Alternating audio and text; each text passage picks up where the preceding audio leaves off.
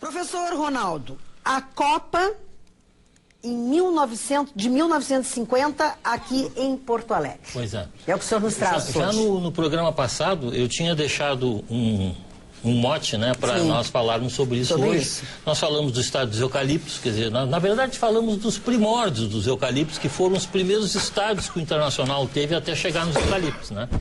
E hoje nós vamos ver, então, o que o Internacional fez, de forma sumária, evidentemente, para reequipar o seu estádio, que era um estádio para 10 mil pessoas, no mesmo lugar onde era o antigo eucalipto, ali na Silveiro, né? Fez um estádio maior e depois a abertura da Copa, né, no Brasil, em 1950, que se deu no dia 28 de junho daquele ano. Então vamos ver alguma coisa aí sobre como foi esse processo. O congresso da entidade mãe do futebol mundial ocorreu logo depois do término da Segunda Guerra Mundial, porque em 1938 foi a última Copa. Aí Jules Rimet, que aparece aí, que era o secretário-geral da entidade, determina a Copa no Brasil, né? E a Federação Rio-Grandense de Futebol, na época não se chamava Federação Gaúcha, Rio-Grandense, se movimentou, o prefeito de Porto Alegre, do Meneghetti, o Aneron Corrêa de Oliveira, que era o presidente da entidade na época, e o Internacional faz então um projeto de revitalização do seu estádio. Esse projeto que aparece aí, que acabou não sendo feito na íntegra, não houve a cobertura, né? E ele lança então um bônus de 10 cruzeiros, para que pudesse, aí estão os bônus. E a obra se inicia, então, no final de 1948. Né? A Copa sairia em julho de 50. Né? Aí estão parte das obras de estruturação do estádio. Se puder tirar o GC atrapalha o aí vídeo, tá bom, né? isso, tá. Bom, terminado, aí está o pavilhão, uma foto colorizada. Esse pavilhão foi especialmente construído para a Copa, né? Foi aquele pavilhão que ficou até lá depois. Aí está o pavilhão, visto da Rua Silveiro, né?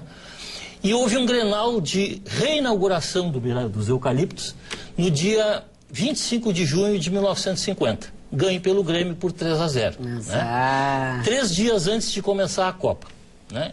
Então esse foi o processo, digamos, de revitalização, e a bola deveria rolar realmente no dia 28, 3 dias depois desse Grenal. Bom, aí começaram a chegar as delegações em Porto Alegre, né? Vinham de avião, desciam no aeroporto de Gravataí, porque o aeroporto antigo São João não permitia a descida de Constellation. Então só podiam descer em Gravataí. Então nós vamos ver agora um pequeno clipe de filmes daquela época. Aí está o avião chegando, o avião dos jugoslavos, aí estão eles descendo, né, no aeroporto de Gravataí, na base aérea no caso, né? Depois chegou a delegação chilena, na noite do outro dia, e no dia 28, então, aí está o dia da abertura da Copa no estádio dos eucaliptos, no antigo estádio dos eucaliptos. Que coisa, né? Maluca, olha só. Aí está a Espanha, o México entrando em campo, né, naquele dia, para a primeira partida que jogou contra a Iugoslávia. A primeira partida foi Iugoslávia e México. O México perdeu de 4-1. Aí estão algumas cenas do jogo, aí está o pavilhão, né, a fotografia do pavilhão, que não tinha cobertura, né? O Internacional trocou um pavilhão que tinha antes, que era coberto, ou seja, um pavilhão que não tinha cobertura. O problema é que a entidade mãe exigia que o estádio tivesse capacidade para 35 mil pessoas, para que a Copa se realizasse aqui. E o estádio dos eucaliptos só tinha capacidade para 10 mil pessoas, né? Aí estão cenas do jogo, e nessa partida houve um fato interessante. Houve o primeiro pênalti daquele campeonato. Ocorreu aí. Foi o jogador do México, vejam ali, ó, ele simula que é agredido e cai, olha ali, ó, ele cai ali, ó, ele simula a agressão. E o juiz, não tinha replay na época, não tinha nada, dá o pênalti. E dessa maneira o México faz o seu único gol contra a Iugoslávia. Já tinha, tinha os mão grandes. 4 dias depois, os suíços jogam contra os mexicanos de novo, tá?